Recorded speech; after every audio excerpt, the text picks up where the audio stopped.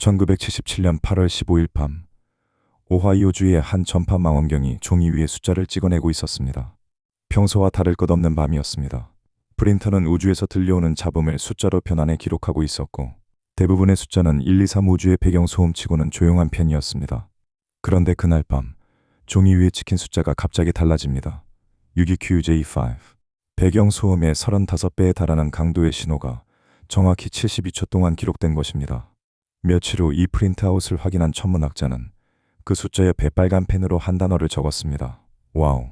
그 한 단어가 반세기가 지난 지금까지도 회답을 얻지 못하고 있습니다. 저는 닥터 코르보입니다. 오늘은 인류가 우주로부터 받은 단 한 번의 전화에 대해 이야기해 보겠습니다. 문제는 그 전화를 건 존재가 누구인지 아직도 모른다는 것입니다. 이 이야기를 이해하려면 먼저 1970년대의 오하이오로 가야 합니다. 1973년 오하이오 웨슬리안 대학은 하나의 야심찬 프로젝트를 시작합니다. 우주 어딘가에 지적 생명체가 있다면 그들이 보내는 전파 신호를 잡아보겠다는 것이었습니다.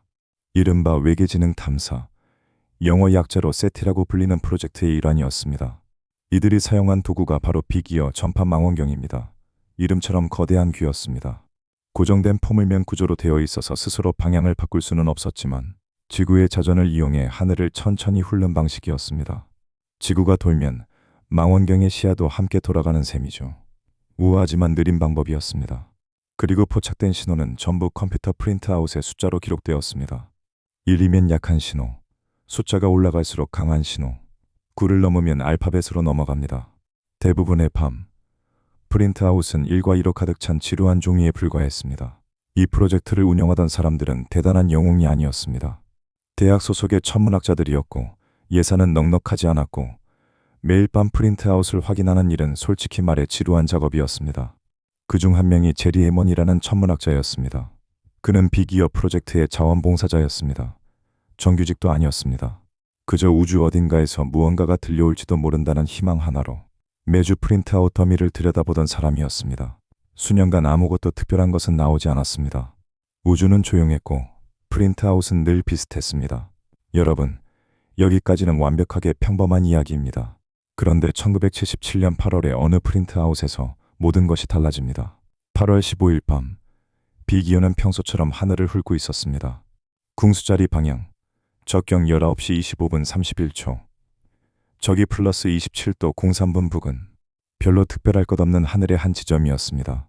그런데 이 지점을 지나는 순간 프린트아웃에 찍힌 숫자가 폭발합니다. 이 기호를 풀어보면 신호 강도가 급격히 올라갔다가 정점을 찍고 다시 내려가는 패턴입니다.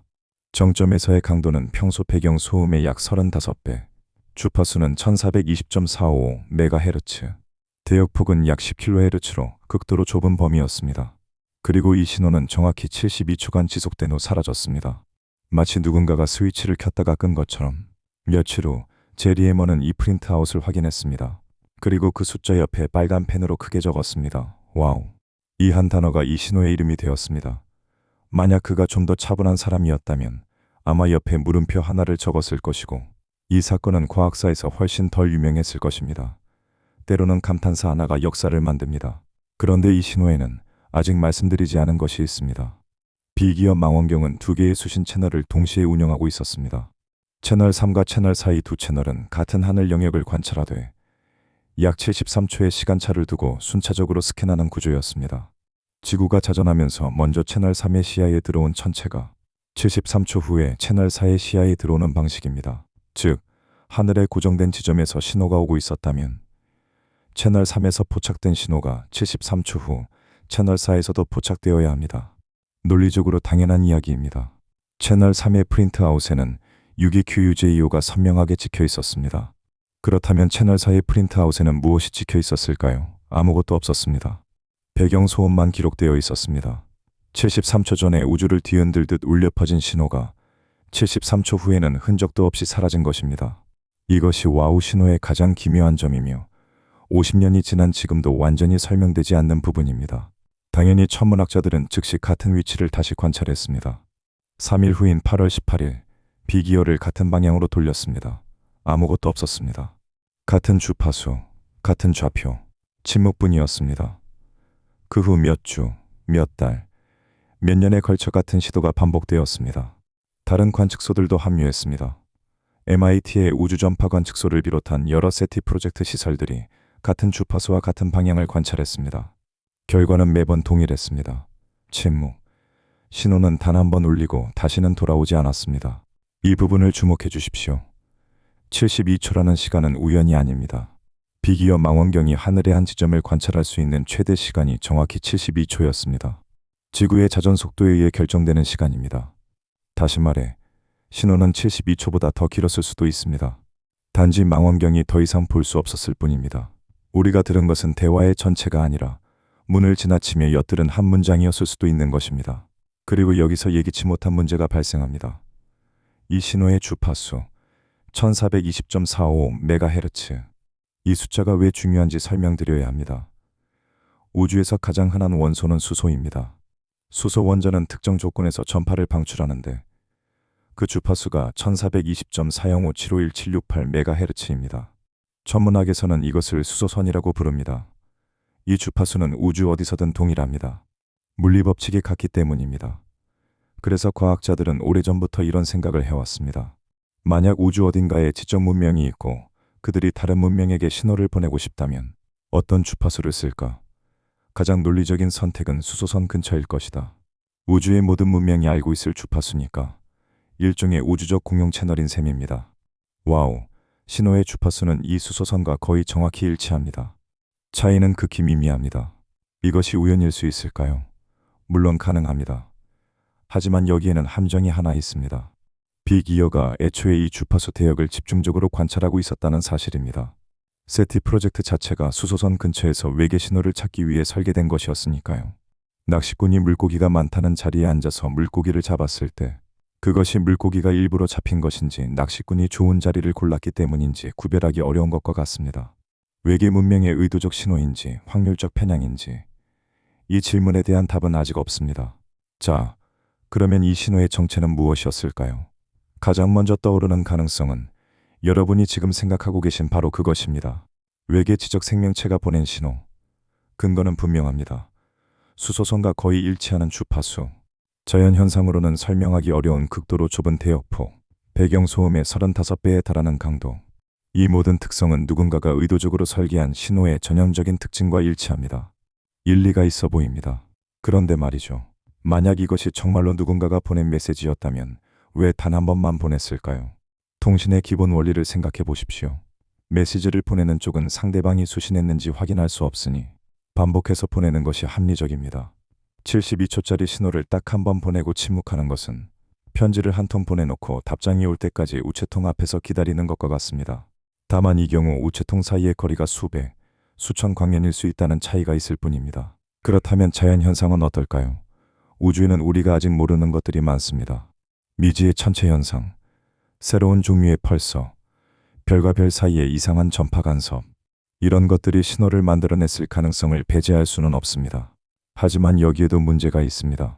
1420MHz 근처에서 이런 식의 자연현상이 보고된 사례가 극히 드뭅니다. 좁은 대역폭, 높은 강도, 일회성 발생. 이 조합을 설명할 수 있는 알려진 천체 현상은 사실상 없습니다. 잠깐, 뭔가 이상합니다. 지금까지 우주 쪽만 보고 있었는데 발밑을 한번 봐야 하지 않을까요? 혹시 이 신호가 우주에서 온 것이 아니라 지구에서 발생한 것은 아닐까요?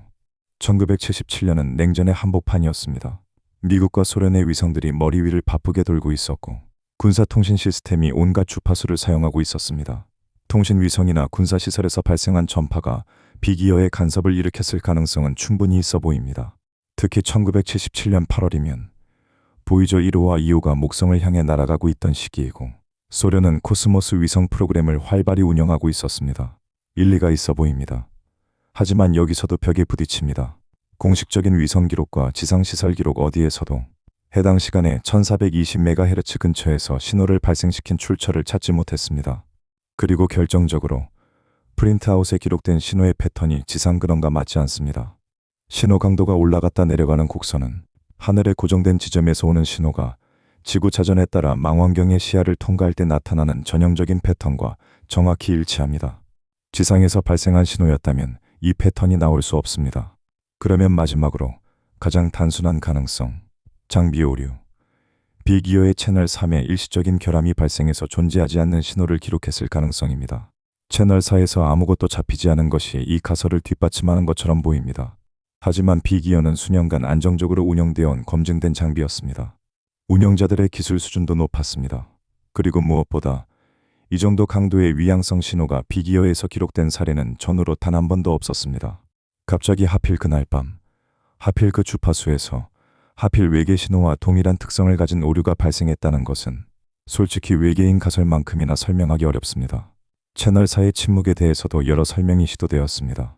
채널 3의 수신 감도가 일시적으로 비정상적으로 높아졌을 가능성, 신호의 출처가 하늘에 고정된 지점이 아니라 이동하는 물체여서 73초 후에는 관찰 범위를 벗어났을 가능성, 혹은 신호 자체가 미약해서 채널 3의 좋은 조건에서만 간신히 포착되었을 가능성, 모두 그럴듯합니다. 그리고 모두 확인되지 않았습니다. 과학자들은 이 모든 가설을 검토한 뒤 최종 결론을 내렸습니다. 원인 불명. 대단히 명쾌한 결론이었습니다. 이제부터가 진짜입니다. 이 미스터리가 진정으로 답답한 이유는 신호의 정체가 아닙니다. 다시 확인할 방법이 없다는 것입니다. 과학에서 가장 중요한 원칙 중 하나는 재현 가능성입니다. 같은 실험을 반복했을 때 같은 결과가 나와야 합니다. 천문학은 실험을 반복할 수 없는 학문이지만 적어도 같은 현상이 여러 관측소에서 재감지되어야 신뢰성을 얻습니다. 와우, 신호는 이 기준을 단 하나도 충족하지 못합니다. 같은 위치에서 재감지되지 않았습니다. 다른 관측소에서 포착되지 않았습니다. 그리고 결정적으로 비기어 망원경은 1998년에 폐기되었습니다. 부지가 골프장 개발을 위해 매각되었기 때문입니다. 골프장 부지가 된 것입니다. 우주적 규모의 아이러니라고 할 수 있겠습니다. 당시의 기록도 완벽하지 않습니다. 신호의 추가 분석에 필요한 데이터가 불완전하게 보존되어 있습니다. 그리고 1977년에는 국제적 관측 조율이라는 개념 자체가 미흡했습니다. 같은 시간에 지구 반대편의 망원경이 같은 방향을 보고 있었다면 이 미스터리는 그 자리에서 풀렸을 수도 있습니다. 하지만 아무도 보고 있지 않았습니다. 우주가 말을 걸었을 때 듣고 있던 귀는 지구 위에 단 하나뿐이었습니다. 여러분, 이 사건이 던지는 질문은 사실 신호의 정체가 아닙니다. 만약 우주 어딘가의 지성이 우리에게 신호를 보낸다면 우리는 그것을 알아챌 수 있을까요? 와우! 신호는 인류의 관측 역사에서 가장 유력한 후보였습니다. 수소선과 일치하는 주파수, 자연현상으로 설명할 수 없는 특성, 의도적 설계의 모든 조건을 갖춘 신호. 그런데도 우리는 그것을 확인하지 못했습니다. 72초. 그것이 우리에게 주어진 전부였습니다. 더 씁쓸한 것은 이것입니다. 만약 이 신호가 정말로 우주 어딘가에 문명이 보낸 것이었다면 1977년 8월 15일은 인류가 우주적 고립 상태를 벗어나는 순간이었을 것입니다. 우리는 혼자가 아니라는 증거, 수천 년간 밤하늘을 올려다보며 던져온 질문에 대한 답. 그런데 그 답은 72초간만 울리고 사라졌습니다. 그리고 인류는 그것을 정확하게 해석하거나 재확인하거나 응답할 기회를 영영 잃었습니다. 오하이오 웨슬리언 대학의 연구실에는 지금도 그 프린트아웃이 보관되어 있습니다. 누렇게 바랜 종이 위에 컴퓨터가 찍어낸 숫자들이 빼곡하게 나열되어 있고 그 한쪽 구석에 빨간 펜으로 쓰인 글자가 아직도 선명합니다. 와우. 제리의 머니 그 숫자를 보고 느꼈을 감정을 저는 정확히 알 수 없습니다. 다만 한 가지는 압니다. 그는 우주가 건넨 말을 들었을지도 모르는 사람이었고 그가 할 수 있었던 것은 고작 감탄사 하나를 적는 것뿐이었다는 사실입니다. 우주는 그 뒤로 다시는 같은 말을 하지 않았습니다. 혹은 매일 밤 말을 걸고 있는데 우리가 듣지 못하고 있는 것일 수도 있습니다. 어느 쪽이든 72초짜리 톡백은 아직 끝나지 않았습니다. 답장을 보내지 못한 것은 우리 쪽이니까요. 저는 닥터 쿠로보였습니다. 이런 이야기가 더 궁금하시다면 구독을 눌러주십시오. 저는 수백 년째 이런 것들을 모으고 있습니다. 급할 것은 없습니다. 우주도 급하지 않은 것 같으니까요.